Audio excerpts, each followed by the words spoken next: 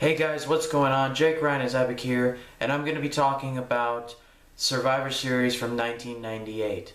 Now, this is very different from past Survivor Series. There were no traditional Survivor Series elimination matches. The 1998 Survivor Series was all about the Deadly Game tournament. It was a 14-man tournament to determine the next WWE champion. Now, instead of just going through each match individually, because there are 14 matches on this card, I'm going to talk to you about the non-Deadly Game tournament matches first, and then I'm going to talk about the two finalists of the Deadly Game tournament and how they got to the finals. So, the first non-Deadly Game tournament match was Sable versus Jacqueline for the women's title. Now, Sable won the title with the Sable Bomb. It was a very good match, pretty good storyline. It was a fairly good Divas match. I mean, better than anything we've seen on Raw lately. But that's the story of any Divas match that I've seen on any Survivor Series. And then the last non-Deadly Game match was the New Age Outlaws versus the Headbangers versus D'Lo Brown and Mark Henry in a triple threat match for the WWE Tag Team titles.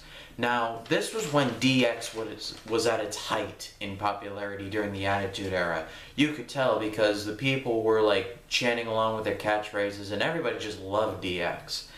The New Age Outlaws ended up winning when they pinned D'Lo Brown. Now, on to the Deadly Game tournament. Now, the Deadly Game tournament included, but was not limited to, Mankind, Dwayne Gill, Al Snow, Jeff Jarrett, Big Boss Man, Stone Cold Steve Austin, X-Pac, Steven Regal, Ken Shamrock, Goldust, The Rock, The Undertaker, and Kane. Now, that's probably not 14. I probably messed that up, but that doesn't matter. Let's start with the two finalists. Mankind and The Rock made it to the finals. Mankind's road was Mankind faced off against Dwayne Gill in the first round, which he beat Dwayne Gill easily because Dwayne Gill was basically a jobber. I'd never even heard of the guy before Vince McMahon brought him out. So, then Mankind moved on to the quarterfinals, and he beat Al Snow when he used Head, so he picked up the win there and moved on to the semifinals.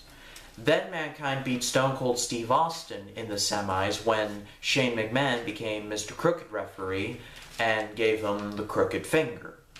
That distracted Stone Cold and Mankind got the win. Now, The Rock's road was, I think, slightly more difficult. The Rock had to face the Big Boss Man in the first round, which he defeated when he got Big Boss Man in a roll-up in about 5 seconds. That's how long the match was. It was about like 5 seconds. 5, 6, 7 seconds. Then The Rock moved on to the second round and faced the world's most dangerous man, Ken Shamrock, which he won when he used the Big Boss Man's knife stick against Ken Shamrock. And then his semifinal match was against The Undertaker, which he won by disqualification when Kane interfered on The Undertaker's behalf. Well, not technically on his behalf, but Kane got The Undertaker disqualified. Now, the main event was Mankind versus The Rock for the WWE Championship. Now, this was a very good match, I have to say.